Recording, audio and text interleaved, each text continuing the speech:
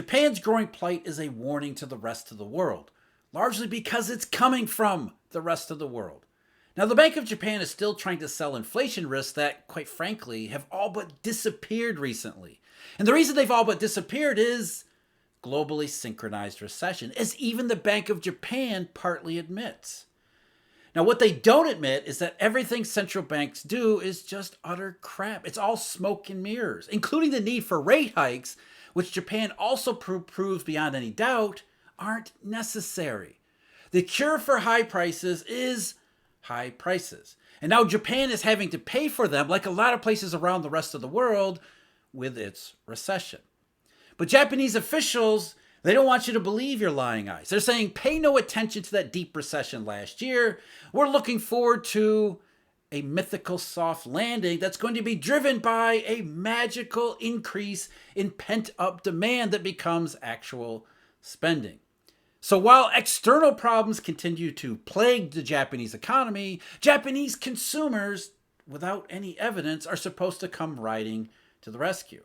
That's where the inflation risk supposedly still comes from, and that's what's driving the Bank of Japan toward a rate hike that the marketplace and any rational observer would say there's no legitimate economic basis for it.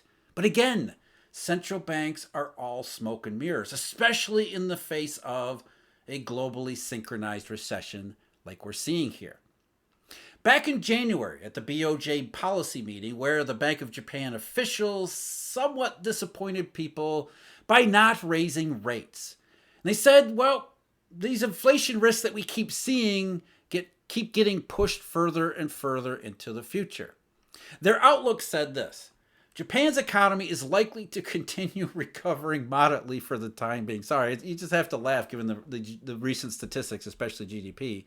Supported by factors such as, here's the big one, the materialization of pent-up demand. Although it is expected to be under downward pressure stemming from a slowdown in the pace of recovery in overseas economies. Now, they attribute that, of course, to other central banks' rate hikes, but forget that. What they're saying is, yeah, we see the problem around the rest of the world, in particular in Asia, and that is going to have a negative impact on Japan. And as it's having a negative impact on Japan, it's also going to be having a negative impact on everyone else. Japanese weakness is a reflection of global problems, not just specifically about those in Japan. And what the Japanese are saying, like the Chinese last year with reopening, is that suddenly pent-up demand from consumers is going to push the economy, if not into full recovery, maybe even beyond recovery, into something like an inflationary situation, or in the language of central bankers, keep it above its potential. Therefore, they continue, as a virtuous cycle from income to spending gradually intensifies, Japan's economy is projected to continue growing at a pace above its potential growth rate. There's their inflation risk. And it's all based on this assumption that Japanese consumers are going to come flying into stores and start spending in a way they haven't in generations. Now, of course, there's no evidence for this. This is simply an assumption that the Bank of Japan is making based on the fact that Japanese spending has been relatively weak, but not just for the last couple of years. Japanese spending has been weak for decades. This idea that pent-up demand is going to continue to push Japan's economy forward is based on what? It seems almost as if the Bank of Japan is essentially trying to come up with a justification to hike rates, as if rate hiking is only political. It certainly has nothing to do with consumer prices, because consumer prices are uncorrelated with anything the Bank of Japan has done or will do, and that's not just about the Japanese, as we'll see moving forward here. The Japanese are simply the best example of how central banks don't really matter. Continuing here, though, again, our focus is not just on Japan's consumer prices, but what those consumer price pressures actually mean. In this case, moving on the down direction. Concerning risks to the outlook, there are extremely high uncertainties surrounding Japan's economic activity and prices, including, again, developments in overseas economic activity and prices, developments in commodity prices, which are actually going in the other direction, and domestic firms' wage and price setting behavior, which with that we'll get into in just a minute.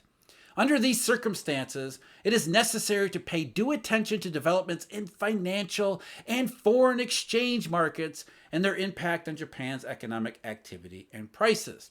Because while the lower yen has a negative impact in terms of rising prices, it also is a reflection of weakness in overseas economies. The two things tend to cancel each other out. Whereas, at least in Japan, while they look for financial indications to tell them what they're looking for, maybe restarted inflation pressures, what they're really saying is, we're looking for clues that overseas weakness is intensifying, therefore expecting that to happen in Japan too. Remember, Japan ended last year, like a lot of places around the world, a growing list actually, we just added Finland to that list. They ended last year in a technical recession that was not a technical recession. It is a legitimate recession, and one that is globally synchronized, increasingly globally synchronized. But as far as consumer prices go, the Japanese expecting this pent-up demand, this wave of spending to hit the local economy. Therefore, as consumer price numbers, as we'll see in just a moment, continue to decline, they're going to suddenly turn around and stabilize right magically at the Bank of Japan's target rate, which would be the first time ever. The year-on-year rate of increase in the Consumer Price Index, the CPI, all items less fresh food, is likely to be above 2% through fiscal 2024 due to factors such as the effects, albeit waning, of a pass-through to consumer prices of cost increases led by the past rise in import prices and a waning of the effects of the government's economic measures pushing down CPI inflation of the previous year. And again, there's no evidence that's going to be an issue either. Now, the Japanese government, going back to January 2022, instituted a fuel price subsidy, where essentially they're paying wholesalers and refiners to lower the price that they pass along to consumers so that the huge increases in energy prices, which are even worse in Japan, were not fully passed along to consumers. And while that was supposed to be a short-run program, it has been extended 6 times, including late last year, to the point where this fuel subsidy is going to continue on through at least the end of April now. But it doesn't matter. When you look at the CPI numbers from the Japanese economy, what's clear is that none of these things are happening. In fact, consumer price numbers are moving down already to the Bank of Japan's target and threatening to go below it because we see increasing and solid disinflation in Japan. At the same time, we've seen the same thing develop around the rest of the world. Again, globally synchronized signals. Japan just last night reported its CPI for the month of January. And again, the last couple months, so January, December, and November last year, what you see is 2 negatives and a small positive. And it's even more disinflationary and more clearly disinflationary in that core rate. Again, the Bank of Japan uses the CPI less fresh food index as its target or its definition of price stability. And that one has been 0 for 3 consecutive months, 3 months in a row, 0% increase. Now, there was a 0.7% increase in October, but September was also 0. So this target rate for the Bank of Japan, 4 out of the last 5 months have seen 0 average price increase. So that's an extended period of disinflation. Again, at the same time, we see the same thing around much of the rest of the developed world too. And because of that 3 zeros in a row, the core year-over-year rate is now actually at 2.0%. It is at the Bank of Japan's target in January. And unless there is some big increase in the core prices over the next couple months, by April, it will be 1.5% year-over-year, falling below the target rate yet again, which is a consistent problem with the Japanese. But this isn't just about food or energy prices, and it certainly isn't just about the government's attempt to hold down gasoline and energy. You look at the CPI excluding fresh food and energy, what you see is, again, thorough disinflation in all the rest of the CPI bucket. You've got minus 0.1% month over month in January, which is the first negative in this part of the CPI since January of 2022. So 2 years of this supply shock consumer price acceleration and increase has now become a consumer price deceleration, and now a decrease in January. And it goes back several months too. There was no increase in the index in December, only 0.1% increase in November. Disinflation throughout the Japanese economy, consistent with recession. And no rate hikes. Not a single rate hike from the Bank of Japan. Remember, their case for inflation risk, therefore the need for rate hikes, or at least what they say of the need for rate hikes, is all about this pent-up demand. When all of the economic statistics from Japan of late have shown recession and deepening recession, especially where it comes to households and consumers. I've talked about this just recently.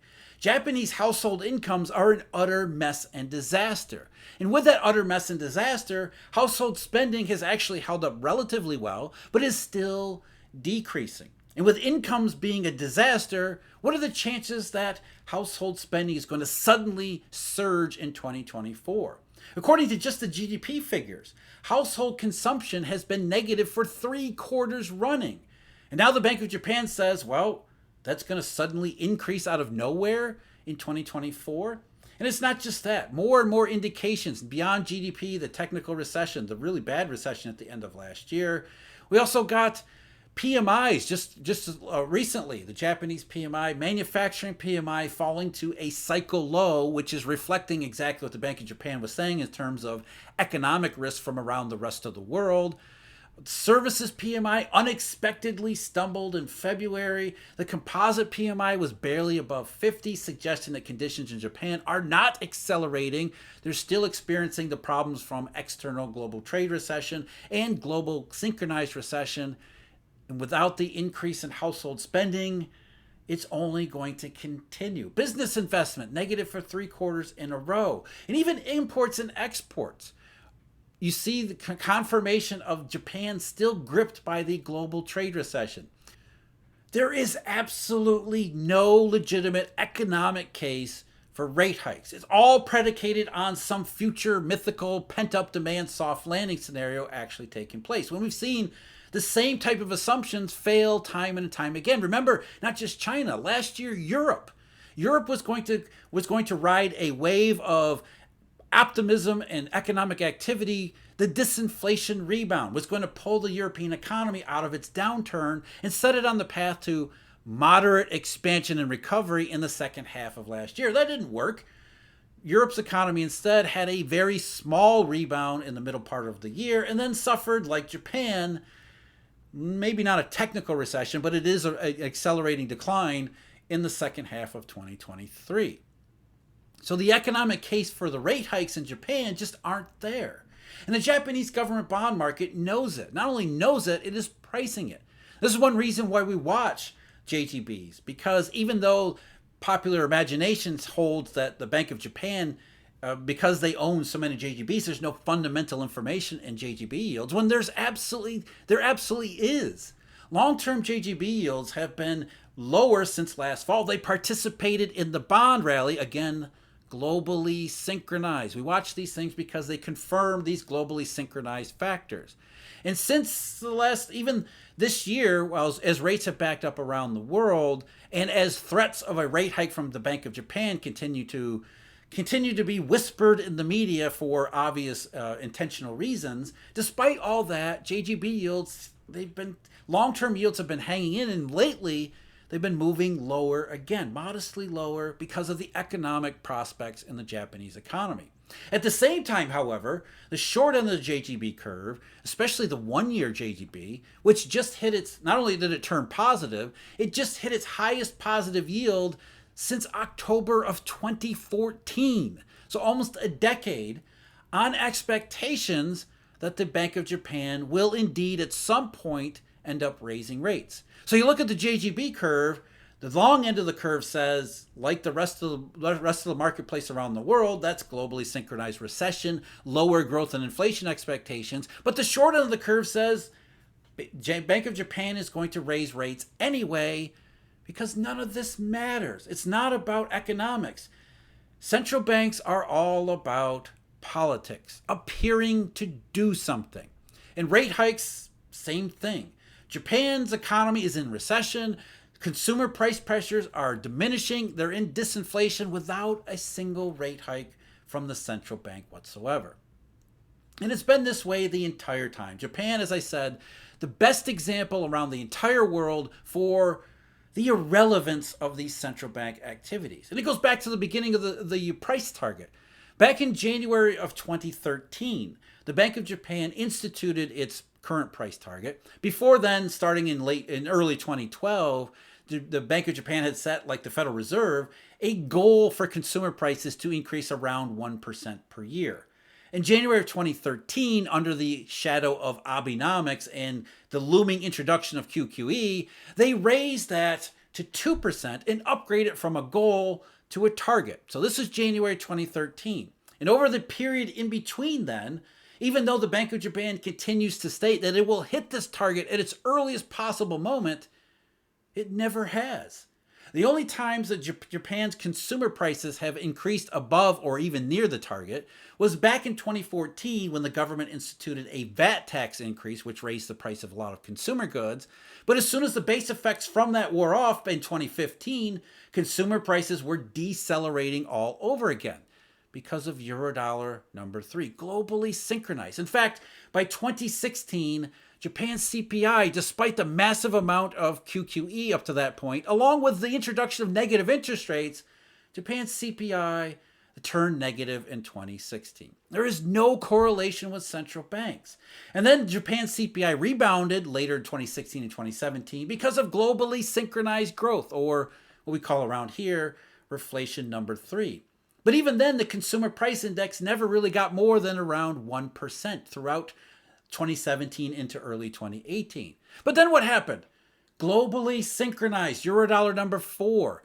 Late 2018, consistent with the landmine. Not only were rates falling in Japan and the rest of the world, Japan's economy suffered a recession that had nothing to do with the Bank of Japan either.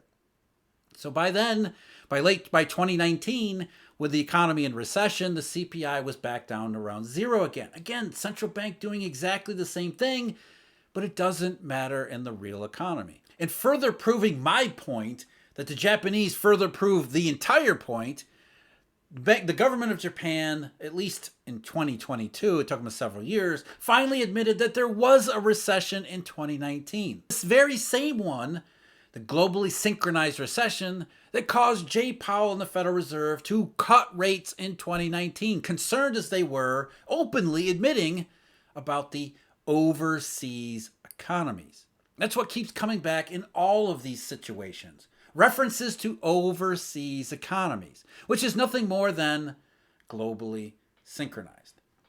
So Japan's CPI, not a reflection of rate hikes, because there are no rate hikes, nor is there an economic case for rate hikes, but Japan's CPI continues to dwindle and decline anyway. It doesn't mean prices are falling, the rate of increase is falling. And if Japan's history is something to go by, there might be a situation where prices do fall, though they're never going to reset back to the pre-supply shock period. But that globally synchronized disinflation is a warning. Japan's economic recession is too much like the rest of the world, and the risks for the rest of the world.